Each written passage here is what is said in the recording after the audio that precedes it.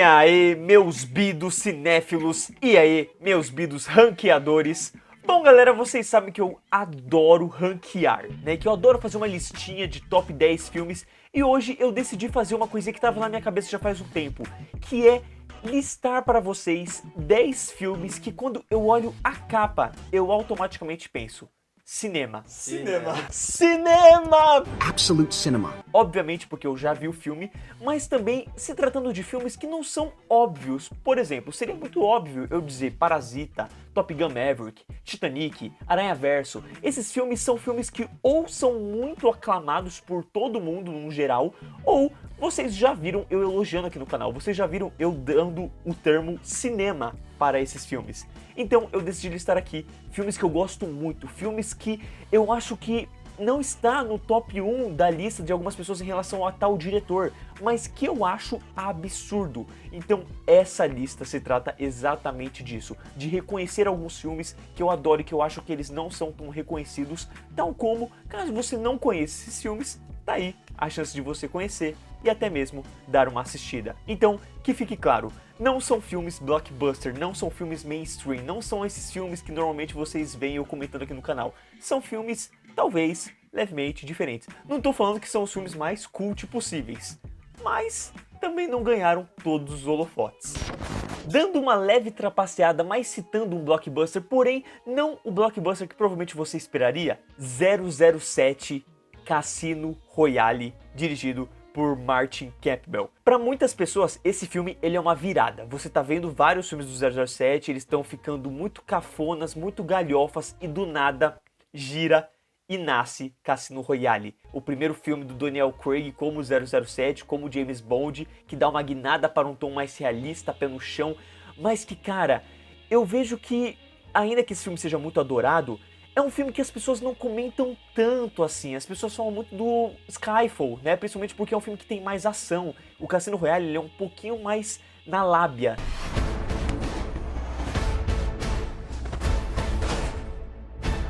Né? Um pouquinho mais de espionagem, mas eu acho ele tão bem feito, tão bom, com uma outra pegada, trazendo o James Bond com coração, com mais realismo, se apaixonando, mas ao mesmo tempo, sabe, sendo muito humano, errando e no final tendo a sua transformação, a sua guinada. O final desse filme é um dos meus finais favoritos de todos os filmes que eu já vi, porque ele traz uma parada que é muito famoso no universo de James Bond e você vê esse filme e você não sente falta. Ele é tão bom que você nem pensa nisso. E quando chega no finalzinho, ele traz o clássico e fala: então, agora esse James Bond se tornou o James Bond, o 007. E eu acho que esse filme ele funciona tão bem, tão perfeitamente, sabe? O começo ali em preto e branco e aí depois vira e o filme, o modo como ele se organiza, como ele é tão diferente de todos que estavam vindo anteriormente e até mesmo como ele ainda se destaca quando você vê os que vêm depois dele.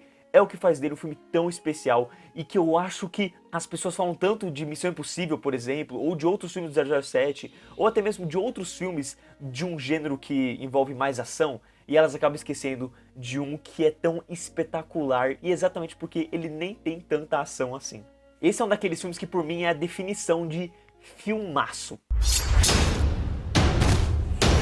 Conforme eu for citando os filmes aqui durante este vídeo, vocês vão perceber que cada filme que eu estou citando envolve um gênero. Ou seja, neste gênero, muita gente fala de diversos filmes, mas não citam tanto o filme específico que eu estou citando e que eu acho cinema. Então, que fique claro, tal como eu acho que 007 não é um blockbuster tão falado, eu vou citar aqui um dos meus filmes favoritos da vida, que é Hacksaw Ridge, Até o Último Homem, dirigido por Mel Gibson.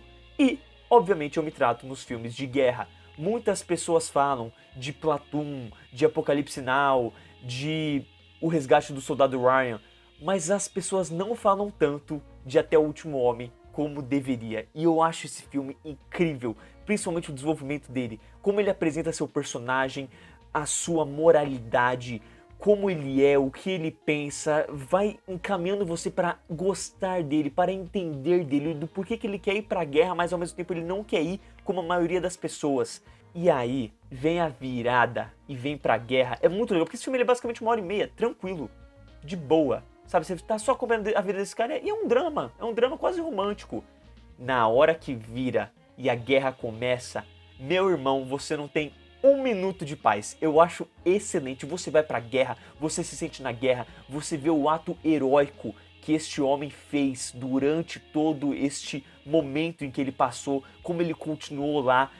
E, nossa senhora, tipo, o leve descanso que ele tem é tipo assim, toma um banho aqui pra você recarregar e voltar pra lá de novo. E como o filme, o Mel Gibson principalmente, né, um cara que já tinha feito A Paixão de Cristo, então ele, Coração Valente também, então ele entende esse lance da guerra e ao mesmo tempo da veracidade, da visceralidade com as coisas. Você vê cada membro pra fora, cada coisa horrorosa que a guerra proporciona, o cansaço que ela proporciona, a tristeza e ao mesmo tempo a força de lutar e a força de fazer o que você acredita que é o certo, sabe? Não é só um quesito de guerra. Eu acho que a guerra do filme já é muito boa por si só, mas ao mesmo tempo a lição que ela tem por trás, a mensagem que ela tem por trás é linda. Você acreditando ou não, você tendo uma religião ou não, esse filme ele toca num tema muito forte, ele trabalha isso de um tema muito forte e que eu também não acho que fique muito, sabe, panfletável. Acho que essa é a palavra, né? Panfletável. E só o fato dele ser baseado em fatos reais deixa ele ainda mais grandioso. Mas não só isso, o modo como ele é feito, como ele é conduzido. Sério, zero defeitos pra mim. Eu acho excelente. Lord, help me get one more. Help me get one more. Vidas Passadas, da Celine Song. Bom, este é um filme recente, mas que eu já amo, e eu até pensei em colocar neste ponto aqui o Antes do Amanhecer, mas eu acho que Antes do Amanhecer já começou a sair um pouco do lado cult. Ele já tá deixando de ser esse filme muito desconhecido e já tá pegando a galerinha que gosta do filme de romance, que gosta do filme de drama. E aqui eu acho que Vidas Passadas é um novo patamar, né? É um filme um pouquinho mais diferente, porque ele não tem o romance em si, ele não tem meio que o beijo, ele não tem esse desenvolvimento, ele tem duas pessoas que tiveram um laço, mas isso não deu pra ser desenvolvido e se reencontram no futuro. E o modo como ele trabalha aquele sentimento conflituoso de uma pessoa que já tá casada e a outra pessoa que precisa finalizar esse assunto, mas ao mesmo tempo que eu gostaria que desse certo. E aí você fica naquela de, pô, eu torço ou não torço? É errado ou não é? E é tão real, é tão forte, os olhares, as frases, a condução do filme, sabe? Em cenas simples, pequenas, que você pode tá achando que é uma cena qualquer, como por exemplo os dois conversando num parque de diversão atrás. Só que aquele parque de diversão representa a infância, ou seja, eles estão conectados ainda pela infância que eles tiveram. A conexão que eles têm, o sentimento que eles têm vem da infância. Então aquele laço que eles estão tendo é como que eles estivessem se reconectando. Mas ao mesmo tempo, eles já são adultos. A vida já passou, o tempo já passou. E aí, o que é que eles vão fazer? E o final desse filme é destruidor, inesquecível, fortíssimo, um dos grandes finais de filme dos últimos anos. E o modo como é feito, sem corte, só conduzindo ali, um cortinho ou outro ali no rosto dos personagens, mas também a distância que eles estão, um mais próximo de cruzar uma linha e o outro nem tanto. Cara, é perfeito.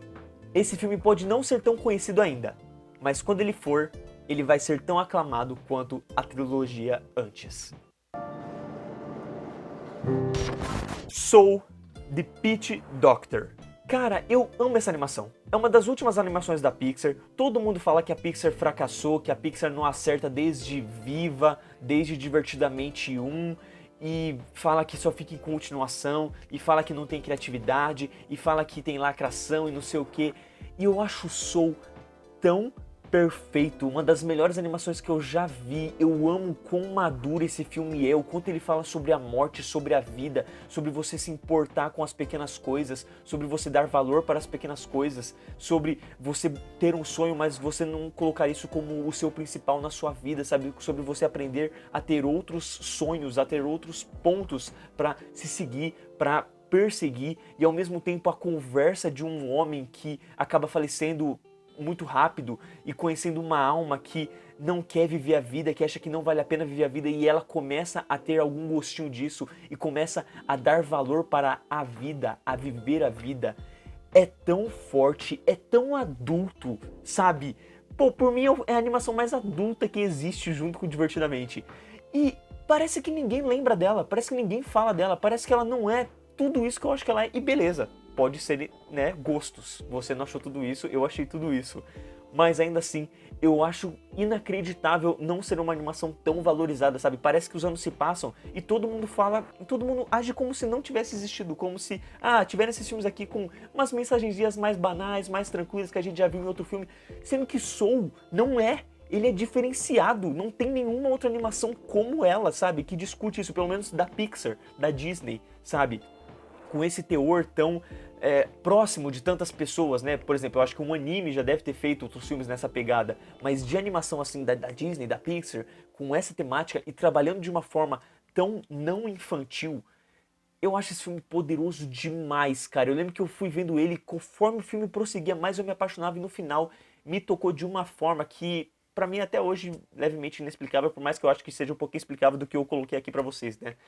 E me impressiona, porque é uma animação que as pessoas agem como se não existisse, como as últimas animações que prestaram foi ou uma continuação ou um Aranha-Verso, um Gato de Botas, que eu gosto bastante, mas que a galera meio que foca um pouquinho mais na estética, né?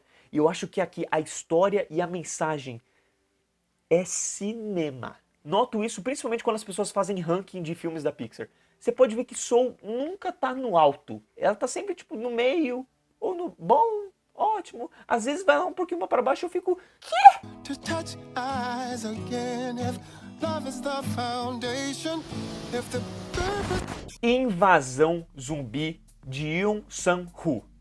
Esse filme é espetacular. É o melhor filme de zumbi, na minha opinião. Posso não ter visto muito? Posso. Mas assim, eu vejo que as pessoas sempre estão falando muito de Guerra Mundial Z, Eu Sou a Lenda, REC e outros. Mas Invasão Zumbi raramente é lembrado, raramente falam. E eu acho a condução desse filme, o suspense, o modo como ele apresenta o personagem a sua filha, uma coisa íntima. E ele se coloca o filme praticamente inteiro dentro de um trem, sabe? Claustrofóbico, em um único ambiente. E eu amo filmes que se passam em um único ambiente. Eu amo filmes de suspense e eu gosto muito de The Walking Dead. Então assim, esse filme por mim, ele entende muito bem, sabe? Eu não acho que ele viaja na maionese, eu não acho que ele dá uma explicação mirabolante pros zumbis e coloca uma coisa ali muito louca, como o Guerra Mundial Z faz, eu acho que exagera. Eu não acho também que ele acaba indo pra um lado muito de ficção científica, como Eu Sou a Lenda. Eu acho que ele é muito centrado, ele faz um filme de zumbi, um suspense, um terror ali, bota situações absurdas, você fala, meu Deus, como é que o personagem vai sair dessa? E vai desenrolando pra ter um final catártico e ainda emocionante, poderoso, forte, sabe? Foi um filme que me deixou preso desde o começo, que eu fui seguindo e acabou o filme e eu não sabia o que sentir, mas ao mesmo tempo eu tava, caraca, que filmão! Nossa, um dos melhores filmes que se passam no único ambiente, ao mesmo tempo um dos melhores filmes de zumbi.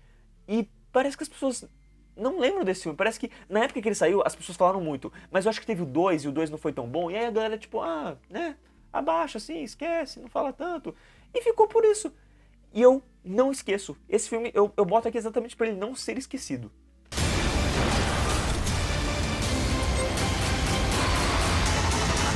Memento. Amnésia, talvez você conheça por esse nome. Eu conheço por Memento, que eu acho mais fácil, porque eu acho que tem 2 filmes chamados Amnésia no Brasil, né, que eles traduziram desse modo. Memento fica mais fácil de você achar quando você for pesquisar no Google, que foi um dos primeiros filmes do diretor Christopher Nolan, e por mim é um dos melhores filmes deste diretor. Muita gente fala de Interestelar, muita gente fala de Batman Cavaleiro das Trevas, muita gente fala de A Origem, mas poucos falam de Memento, que por mim é o melhor filme desse diretor. Não sei, né? Talvez ali o Cavaleiro das Trevas, mas eu acho que Memento, ele é especial, ele é independente, ele tem essa vibe de um diretor que ainda tá se conhecendo e ainda não fez tanto os seus arquétipos, e ao mesmo tempo os arquétipos dele casam com a história, porque se trata de um cara que tá com a memória ruim e tá tentando se lembrar, e o modo como esse filme brinca com as cores e é uma confusão mental, mas no final você entende tudo, e quando você acaba você quer rever porque você sente que você vai estar compreendendo mais. É absurdo, sabe? O modo como esse filme é conduzido, como ele consegue ser dinâmico e ao mesmo tempo ele é tão diferente e interessante, mas pode virar uma bagunça dentro da sua cabeça. só que ao mesmo tempo toda a bagunça narrativa que ele faz tem um sentido, tem um propósito, é absurdo, sabe? E ao mesmo tempo o tempo dele não é um tempo tão longo, sabe? Como a maioria dos filmes do Christopher Nolan acabaram se tornando, ficando, né, com o passar dos tempos. Então, assim, é um filme que principalmente eu coloco aqui como filmes do Christopher Nolan, sabe? Muita gente fala dos outros e poucos relembram desse, que eu acho que ainda é tão grande, tão especial e ainda faço um dos melhores que ele fez, sabe? Que eu acho que às vezes ele deveria tentar voltar um pouquinho pra esse passado, né? Pras raízes de quando ele começou. E esse filme, cara, é sensacional, sabe? Eu acho que quando ele estreou, ele deve ter causado um burburinho, principalmente porque o diretor não era tão conhecido ainda, né? E acabou que o diretor foi ficando conhecido por filmes mais pop e as pessoas parece que não foram todas que correram atrás de ver o seu começo. E o seu começo é esplendoroso. Tropa de Elite 2, dirigido por José Padilha. Tá bom. Eu sei que vocês vão me julgar do tipo assim, Pô, Davi, esse filme é um dos filmes brasileiros mais comentados. Todo mundo fala desse filme, não sei o quê. sim. Porém, se você for realmente olhar listas, quando as pessoas comentam, elas sempre focam muito no Tropa de Elite 1 e falam de Cidade de Deus, Que Horas Ela Volta, Central do Brasil e tudo mais, entendeu? O Tropa de Elite 2 às vezes parece que ele é mais esquecido. São poucos que eu sinto que lembram tanto dele quanto eu lembro do 1. O 1 ainda teve um marco muito grande, né? O primeiro em si teve uma explosão, rolou muita pirataria, os caramba 4 com esse filme. E eu sinto que ainda assim tem muita gente que prefere o 1, sabe? Como se o 1 fosse melhor, e o 1 ele é mais ação, e o 1 ele faz uma crítica que algumas pessoas não pegam, e ao mesmo tempo ele tem um lado mais focado no BOP, né?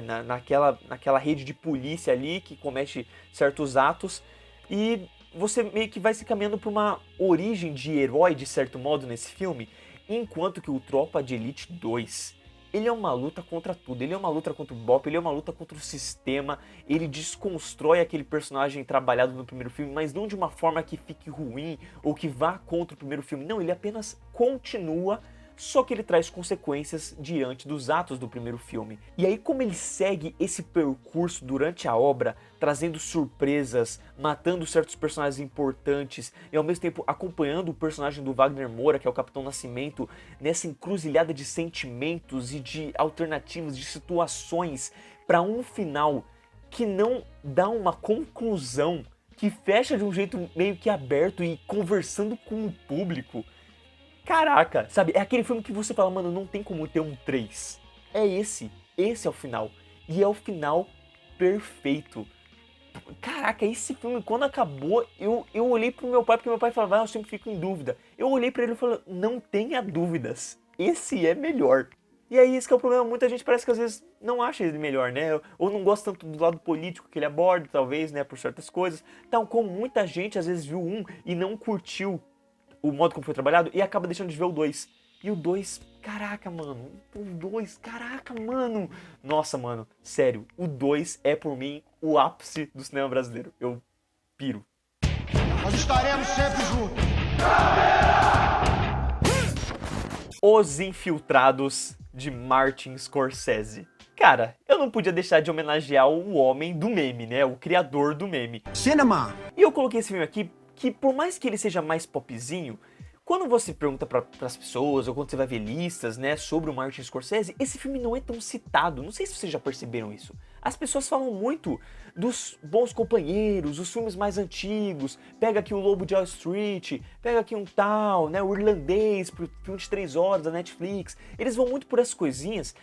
E eu sinto que as pessoas não falam desse filme, que eu sinto que é o filme do Martin Scorsese que funciona pra todos os públicos. Não tem uma pessoa que vai ver esse filme e não vai gostar da incrível obra, porque ele acerta em tudo. Ele acerta do tom da narrativa, ele acerta na parte dinâmica, ele acerta com o seu elenco, ele acerta na imprevisibilidade das situações. É um filme que você tá acompanhando dois personagens, duas pessoas infiltradas no mundo da outra e que ao mesmo tempo um não sabe, e no começo você até às vezes fica meio perdido, tipo, um pouquinho certo que é um errado, e aí você vai compreendendo e o filme vai seguindo e vai seguindo, tanto que eu lembro que o filme ele começa e ele vai apresentando, demora pra ele, tipo assim, título, Os Infiltrados, e quando aparece o título você fala, ah, agora eu entendi, e aí o filme segue daí.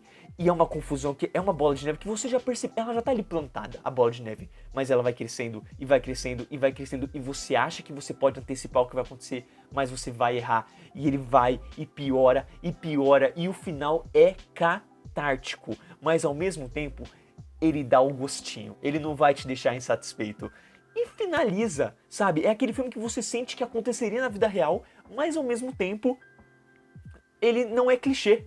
Então assim, incrível, muito bem feito, eu amo esse filme, é o meu filme favorito do Scorsese, por isso que eu coloco ele aqui, porque muitas outras pessoas vão colocar outros filmes, né, outros filmes mais famosos, filmes mais de máfia, esquece, eu tô cagando pra esse filme, entendeu? Eu posso até entender do que você tá colocando esses outros filmes na frente, mas Os Infiltrados, pra mim, é a definição, foi quando eu vi e falei, caraca, esse Scorsese é brabo, eu quero ver mais filme desse homem, foi aqui, foi nos Infiltrados. E não acho que tenha um filme que eu tenha visto depois e que eu tenha achado melhor que Os Infiltrados. Mas ainda assim, vale destacar aqui, esse diretor é brabo. Smell a rat. A Rede Social, dirigido por David Fincher. Cara, eu sei que você pode falar, Pô, mas esse é um dos mais famosos, esse foi indicado ao Oscar, recebeu vários prêmios, até hoje todo mundo lembra. sim, Pô, não é possível. eu entendo o que você tá falando. Mentiroso! E eu não sou nem maluco de discordar, mas vamos concordar que sempre que as pessoas falam de David Fincher, normalmente os filmes que as pessoas comentam, citam e relembram são Seven, Os Sete Crimes Capitais, ou Clube da Luta. E acabou. Às vezes Garota Exemplar, porque tem um livro, ele adaptou o livro, e a rede social. Aí eu acho que a rede social vem pra ser um pouquinho mais lembrado. Tem também Zodíaco, tem Millennium, enfim, é que esse cara, ele dirigiu muito filme brabo mesmo. Mas assim, a rede social, eu quero destacar porque é um filme que eu realmente gosto muito. Eu gosto muito, eu acho 10 de 10, eu acho excelente. É o meu filme favorito desse diretor. Eu gosto muito dos filmes que ele faz, mas a rede social me impressiona.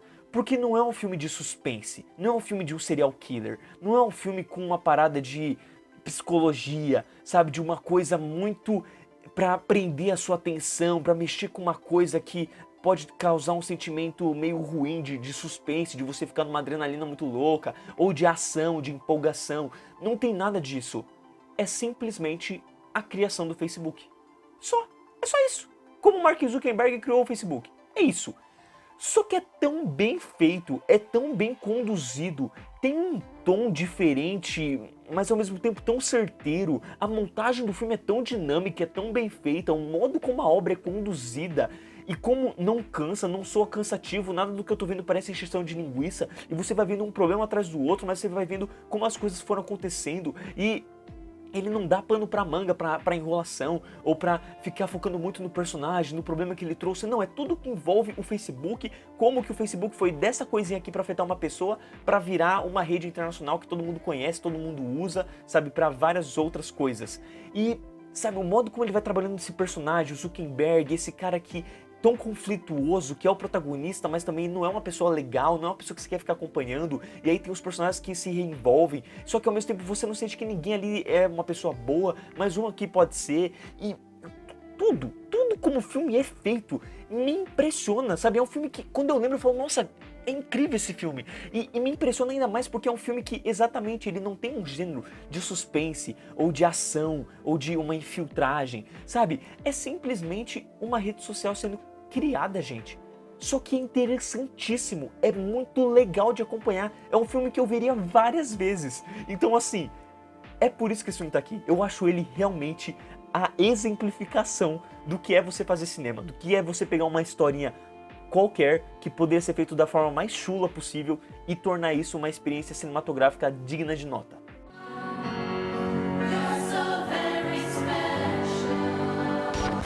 Searching, Buscando, dirigido por Enishi Shenguchi.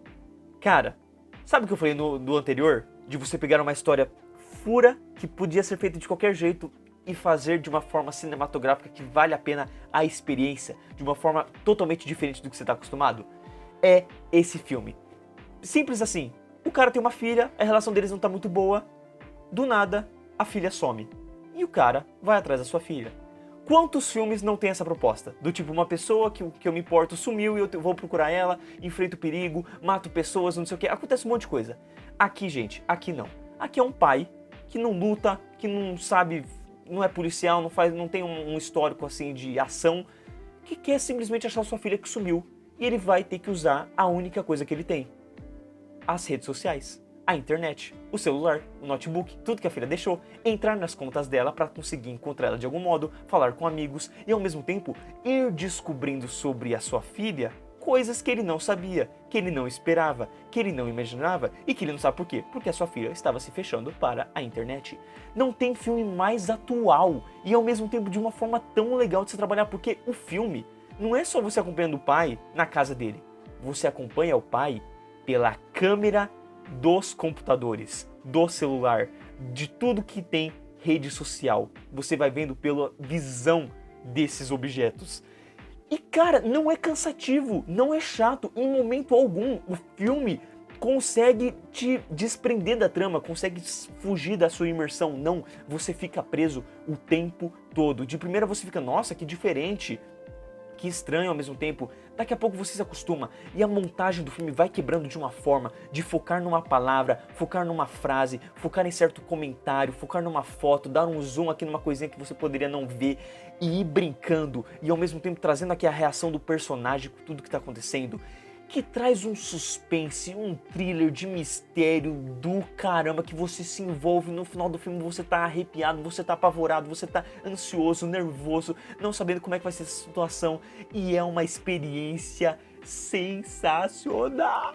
Eu pago muito pau por esse filme, meu Deus do céu, um dos meus filmes favoritos, de se passar um no começo, porque ele não se passa num computador, e ao mesmo tempo de suspense, de você ficar preso com uma história. E cara, o modo como é feito, o modo como coloca um detalhe aqui, isso do nada volta e reverbera, e você acha que é isso, daqui a pouco não, é outra coisa, e aí vem um plot twist.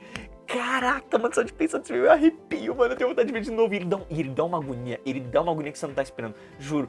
Eu lembro que quando eu fui fazer um amigo assistir, ele não tava convencido, porque ele tava assim, pô, um filme que se passa todo no computador, não sei o que. Gente, tava chegando perto do final do filme, ele estava tão ansioso que eu não sei o que deu um paratife nele, que ele, tipo, correu pra cozinha e trancou a porta. Ele trancou todas as portas da casa pra, tipo assim, como se alguém fosse entrar. E não é nem um filme de terror de bruxaria de monstro, é só o cara, a filha do cara sumiu. Mas ele tava aterrorizado, tá ligado? Ele queria se sentir seguro de algum modo, pra você ver a experiência que o filme causou. Meu amigo, cinema. 911, what's your emergency? I'm calling to report a missing person. Okay, who is this regarding? My daughter. E por fim, um filme que pra mim é inacreditável não ter recebido indicações ao Oscar dignas, né, no quesito de melhor filme, de melhores atuações. É um filme que você não vê ser tão falado sobre os atores que trabalharam nesse filme e que eu acho que ele fugiu do radar. Até pra mim conhecer certos críticos no YouTube foi porque eu queria ver alguém falando desse filme e não tinha. E foi um dos filmes que me motivou até mesmo a criar o canal, pra tipo assim, pô, se eu vi esse filme e ver que ninguém tá falando, eu vou falar desse filme. Que é o caso de Animais Noturnos, dirigido por Tom Ford. Gente, que filme espetacular, atuado por Jake Gyllenhaal e Amy Adams. Você vai falar de Amy Adams, as pessoas falam da Chegada, falam da Encantada, falam de não sei o que. Jake Gyllenhaal, as pessoas falam do Abutre, falam do Príncipe da Pérsia, falam daquele filme lá de luta, né, que não lembro qual que é o nome agora, acho que é Nocaute. Mas as pessoas não falam tanto deste filme aqui. Esse filme foi um filme que passou fora da bolha, passou fora das premiações e que por mim é inacreditável, só porque ele saiu o quê? No começo do ano, sabe? E ele tem atuações inacreditáveis. Eu acho que a única pessoa que foi indicada ao Oscar foi o cara que faz o policial, que faz o Zod no filme do Homem de Aço. E por mim, aqui tem uma das melhores atuações de Jake Gyllenhaal, tem uma das melhores atuações do Aaron Taylor Johnson. Eu acho que ele chegou a ser indicado a melhor ator coadjuvante no Globo de Ouro, né? Mas enfim, cara, é um filme que ele num todo, ele é muito bem feito. O modo como ele é conduzido, o modo como a história é muito simples. Tem uma mulher, ela recebe o livro do ex-marido dela e você acompanha a história do livro e é o que aconteceu na vida real, sabe? O que aconteceu pra eles se separarem, o que aconteceu pra ele estar dando esse livro. E cara, você vai viajando entre o livro e a história de um modo que você começa a achar que o livro é real, que o livro aconteceu. Você começa a emergir de uma forma que você entra mais no livro, que você pensa que o livro aconteceu, que o livro é verdade, que, sabe, você chega até talvez ficar meio confuso do que tá acontecendo. Eu não senti isso, mas eu cheguei a conversar com pessoas que sentiram essa confusão, sabe? De achar que o livro era um flashback, era um passado. Mas porque é tão bem feito, causa uma sensação claustrofóbica de medo, de ansiedade. E tem uma situação ali, cara, o modo como aquilo é conduzido, seja na montagem, na trilha sonora, na atuação, sabe, dos atores para com seus personagens, que até hoje eu tenho um certo trauma, assim, quando eu tô na rua, se eu passo uma noite ali com outro carro, só tem nós dois na rua, nossa, eu fico na certeza, tipo assim, mano, eu não vou fazer nada pra não levar a nada, pra não causar nada. E ao mesmo tempo eu fico tipo, mano, ou você acelera demais, ou você dá ré e vai contra a rua, entendeu? Vai contra a marcha ali, a maré do caminho. Porque assim, de tanto que esse filme ele consegue causar um trauma, sabe? Literalmente com o que ele trabalha, com o que ele fala e com o que ele aborda.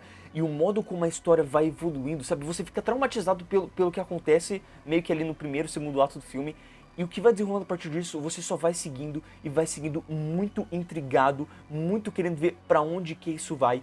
E o final do livro e ao mesmo tempo o final do filme, da história real, é arrebatador, é fortíssimo. O que eu acho mais legal é o fato do livro, né? O que o livro entrega conversa muito com o que aconteceu na vida real. E conforme você vai conectando, vai interligando, você vê como tudo foi muito bem pensado, sabe? O simples fato do que o livro conta, da história do livro, o quanto que isso daqui significa isso daqui representa você, tal personagem, e vai conectando tudo, pro no final tudo fazer sentido, tudo, sabe? E é um filme que, assim, eu não sinto uma vontade de rever, porque ele é muito pesado, é um dos filmes que eu considero mais pesados, assim, de filme que eu vi, mas ao mesmo tempo é um filme que eu tenho vontade de rever do tão bem feito que ele é. Por mim esse filme é tipo 10 de 10 fácil, estaria fácil na lista de melhores filmes daquele ano que eu assisti ele, e eu acho inacreditável que ele seja tão esquecível assim, sabe? As pessoas não falam desse filme, você não vê postagens sobre esse filme na internet. Por isso que ele tá em primeiro lugar, porque ele é o filme que mais merece isso. De todos os outros filmes, os outros filmes você encontra uma fotinha no Instagram, uma fotinha no Twitter, a galera comenta uma coisinha aqui e ali. Esse filme não tem muito vídeo sobre, não tem, sabe, muita análise, não tem muito... E se vocês quisessem, eu faria tranquilamente um vídeo de 30 minutos sobre esse filme, porque eu acho ele espetacular em todos os sentidos, em todo o seu lado técnico, e eu acho que ele merecia muito mais ser lembrado. É aquele filme que de vez em quando eu passo na Netflix eu falo, caraca, ele tá na Netflix, ele é cinema. Nobody gets away with what she did. Bom, galera, esse foi o vídeo de hoje, eu espero que vocês tenham gostado. Caso vocês queiram outro top 10 nesse nível, sabe, de citar filmes que eu acho cinema também, que não são tão conhecidos, ou o contrário, né, também, pô, faz um de filmes conhecidos mesmo, faz um que vocês acham o mais top de cada gênero, algo do tipo, por mim também, sem problemas, pelo menos eu vou fazer dos filmes que eu vi até hoje em dia, né, talvez daqui 5 anos mude, talvez daqui 5 anos eu acrescentaria, colocaria outro no lugar, sempre tem essa possibilidade. Mas de qualquer modo, é um vídeo aqui muito pra recomendação e ao mesmo tempo pra vocês entenderem meu gosto, né, pra vocês falarem, caraca, esse é o tipo de filme que o Davi acha 10 de 10, cinema. Hoje foi um dia que eu do nada quis homenagear o meme do Martin Scorsese, do cinema, mas ao mesmo tempo, não com uma coisa do tipo assim, nossa, aquela cena, cinema, nossa, aquele filme, cinema, e sim daquela coisa do tipo assim, pô, eu já vi o filme, eu lembro do quanto ele é cinema, e por mim ele sempre vai ser cinema. E quando eu tô ali na Netflix procurando filmes pra ver, eu quase penso em clicar de novo pra rever esse filme de tão cinema que ele é. Então, enfim, deixe nos comentários qual outro filme você acha que você sente isso, que você se conecta desse modo, quais filmes daqui você concorda ou discorda, você acha, ah não, Davi, é mais conhecido esse filme aí. Ou fala, nossa, sim, eu concordo, esse filme devia ser mais elogiado. Tal como, não deixe de listar outros filmes que talvez vocês gostem muito, que vocês achem cinema e você não vê sendo tão vangloriado assim. Tá certo? Muito obrigado, valeu, falou!